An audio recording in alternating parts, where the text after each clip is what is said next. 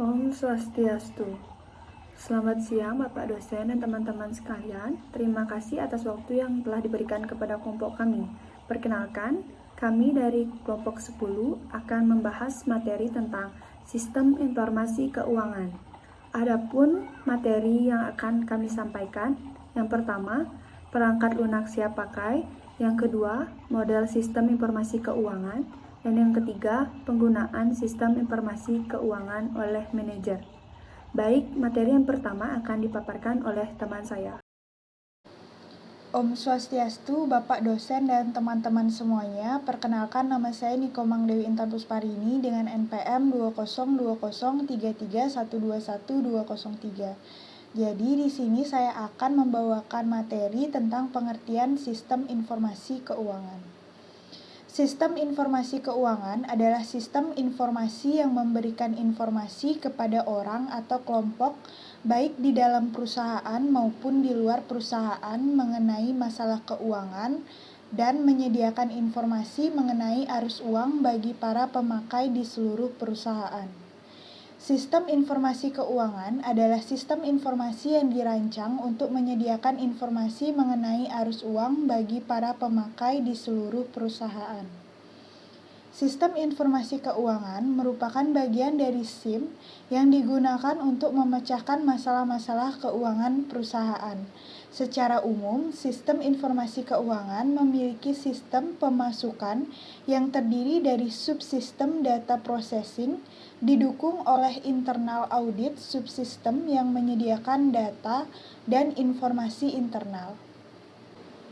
Tujuan sistem informasi keuangan yaitu yang pertama, meningkatkan kualitas pelaporan keuangan agar akurat, tepat waktu dan dapat dipertanggungjawabkan, yang mampu menghubungkan kantor Satker ke jenjang di atasnya.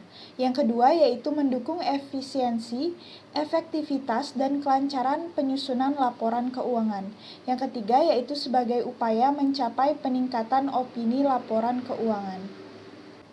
Sifat dari informasi yang terkandung di dalam sistem informasi keuangan haruslah mengandung komponen di bawah ini yang terdiri dari relevan dan materialitas, formal dan substansi, tingkat kepercayaan, bebas dari bias, dapat diperbandingkan, konsistensi dan dapat dipahami. Selanjutnya, di sini saya akan menjelaskan tentang sistem keuangan siap pakai. Perangkat lunak aplikasi siap pakai sebagian besar merupakan paket pengolahan data menyerupai gaji, persediaan, dan piutang. Istilah bisnis umum dan khusus industri untuk menggambarkan paket-paket ini. Manajer keuangan dan analisis juga banyak menggunakan perangkat lunak siap pakai seperti spreadsheet elektronik yang merupakan pola dari paket-paket produktivitas perorangan. Baris-baris spreadsheet sangat baik untuk menggambarkan data keuangan menyerupai penjualan dan harga pokok penjualan dan kolom-kolomnya sanggup menggambarkan periode waktu menyerupai bulan, triwulan, atau tahun. Sistem perangkat lunak siap pakai ini memungkinkan perusahaan kecil sanggup mencapai pengendalian keuangan yang baik tanpa melaksanakan investasi dan staf jasa informasi yang besar. Sistem itu juga dipakai secara luas pada perusahaan besar, sifatnya yang memudahkan pemakai menjadi pendorong utama end-user computing.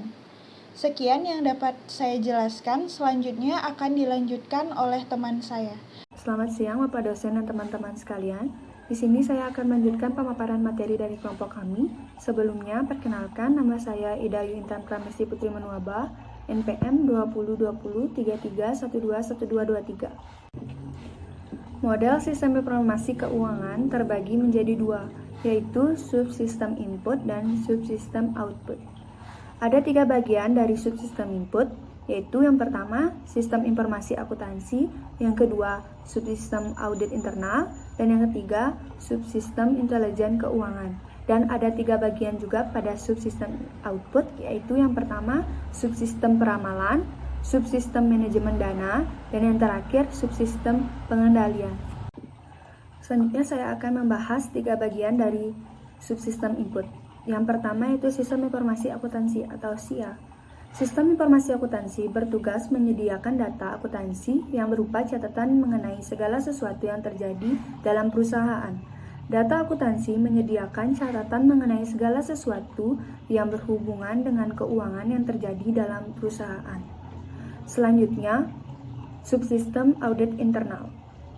Auditor internal adalah pekerja dalam perusahaan yang biasanya terlibat dalam pekerjaan, perancangan, dan evaluasi sistem informasi konseptual seluruh perusahaan.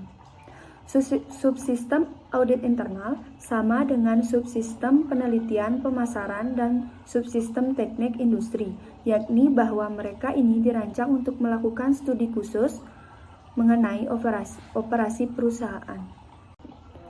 Terdapat jenis-jenis audit internal. Yang pertama, audit keuangan, yang kedua, audit operasional, yang ketiga, audit kesesuaian, dan yang terakhir, rancangan sistem pengendalian internal. Dan terdapat jenis dari auditor. Yang pertama, auditor eksternal dan auditor internal. Selanjutnya, saya akan menjelaskan mengenai subsistem intelijen keuangan. Subsistem intelijen keuangan bertugas mengidentifikasi sumber-sumber terbaik bagi modal tambahan dan investasi terbaik bagi kelebihan dana. Informasi yang diperoleh berasal dari dua pihak, yakni pemegang saham dan masyarakat keuangan. Subsistem inteligensi keuangan mengumpulkan data dari masyarakat keuangan, yaitu bank, agen pemerintah, pasar pengaman, dan sebagainya. Subsistem ini memonitor denyut nadi ekonomi nasional dan memberikan informasi kepada eksekutif perusahaan dan analis keuangan mengenai tren yang dapat mempengaruhi kondisi perusahaan. Selanjutnya, saya akan membahas 3 bagian dari subsistem output. Yang pertama, subsistem peramalan. Subsistem peramalan bertugas memproyeksikan aktivitas perusahaan untuk jangka waktu sampai 10 tahun atau lebih. Aktivitas tahun yang akan datang terutama dipengaruhi oleh permintaan pasar dan hambatan internal seperti besarnya kapasitas produksi dan keuangan yang ada. Terdapat 2 metode peramalan, yaitu metode kuantitatif dan metode non-kuantitatif. Metode kuantitatif telah lama digunakan untuk peramalan sebelum ia diterapkan untuk bidang lain dalam operasi perusahaan. Terdapat jenis-jenis peramalan. Yang pertama, peramalan jangka panjang dan peramalan jangka pendek. Beberapa perusahaan telah menetapkan sistem formal yang mencakup metode kuantitatif. Ada 3 metode, yaitu teknik konsensus panel, yang kedua metode DLP, dan yang ketiga rapat elektronik. Yang pertama, teknik konsensus panel. Teknik konsensus panel terdiri atas kelompok ahli yang secara terbuka membahas faktor yang berhubungan dengan masa depan dan melakukan sebuah proyeksi yang didasarkan pada input kombinasi. Yang kedua, metode DLP. Metode DLP melibatkan sekelompok ahli yang tidak bertemu secara perorangan, namun mereka memberikan respon kepada serangkaian kuesioner yang dibuat oleh seorang koordinator. Setiap putaran kuesioner menggabungkan input dari putaran sebelumnya. Dengan demikian, sedikit demi sedikit isinya tersaring terus. Yang terakhir, rapat elektronik dilakukan para ahli membahas faktor-faktor penunjang masa depan menggunakan bantuan berupa alat elektronik. Sekian pemaparan materi dari saya, selanjutnya akan dilanjutkan oleh teman saya. Selamat siang Bapak dosen dan teman-teman semua. Perkenalkan, nama saya Ninyaman Uciat Nyesari, NPM 2020 33 12 12 16. Baik, di sini saya akan melanjutkan materi dari teman saya. Subsistem manajemen dana. Subsistem manajemen dana bertugas mengatur dan mengelola arus uang.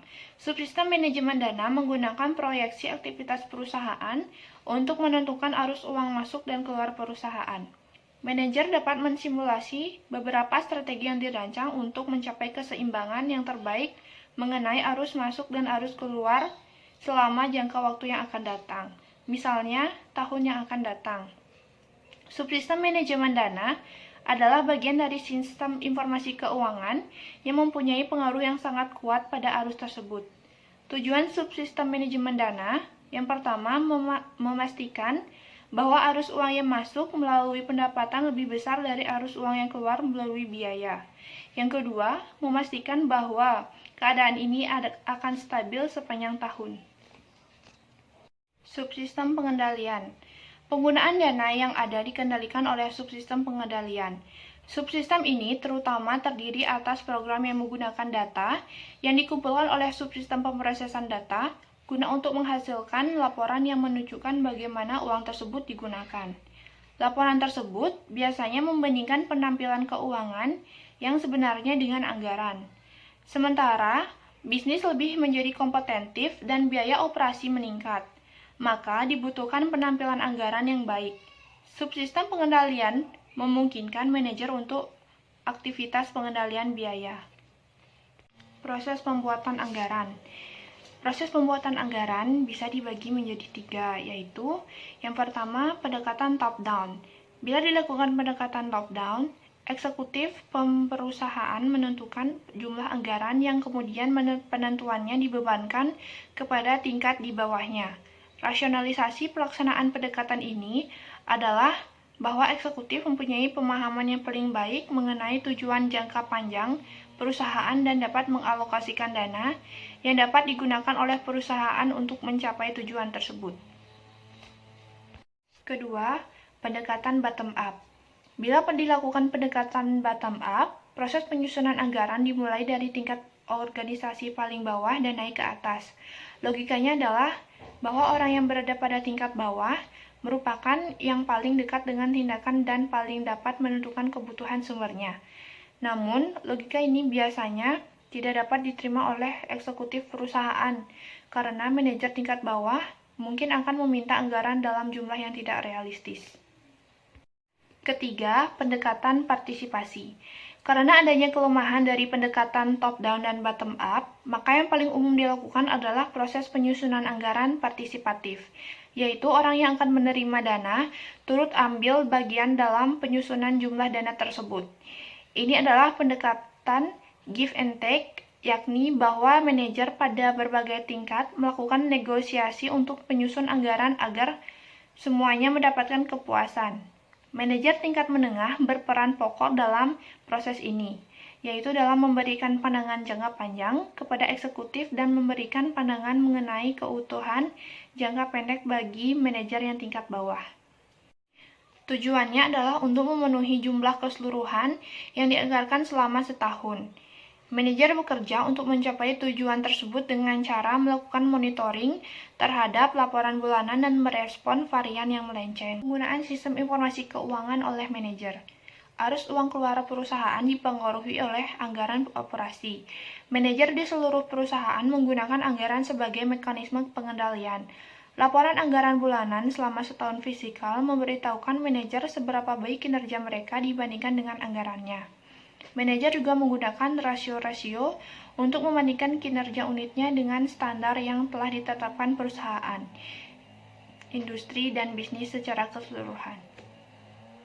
Contoh penggunaan sistem informasi keuangan. Pertama, sebagai laporan anggaran. Anggaran operasi untuk sebuah unit seperti departemen atau divisi terdiri atas jumlah untuk tiap item pengeluaran pokok seperti gaji, telepon, sewa, pemasok, dan sebagainya. Item pengeluaran ini biasanya dialokasikan per bulan sepanjang tahun fiskal agar sesuai dengan tingkat fluktuasi aktivitas. Setiap manajer yang mempunyai aktivitas anggaran ini menerima laporan bulanan yang menunjukkan pengeluaran sebenarnya dari tiap unit dibandingkan dengan anggaran. Laporan ini biasanya mempunyai dampak yang besar pada manajer. Dalam beberapa perusahaan, rencana kompensasi manajemen sebagian didasarkan pada penampilan anggaran. Mungkin perusahaan akan memberikan bonus jika penampilan tidak melenceng dari anggaran.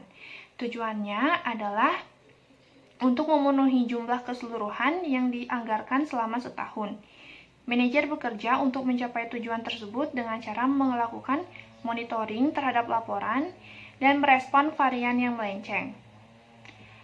Teknik drill down dapat dijadikan cara efektif untuk melaksanakan varian secara lengkap. Kedua, sebagai rasio penampilan.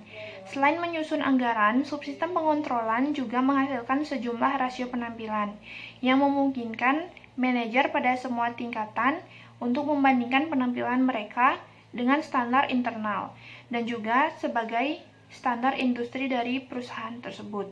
serta mungkin dengan bisnis secara keseluruhan. Rasio ini dihitung dengan menggunakan total rekapitulasi dari transaksi akunting. Baik, sekian presentasi dari kelompok kami. Jika ada salah kata, mohon dimaafkan, kami tutup dengan Paramo Santi. Om Santi Santi Santi Om.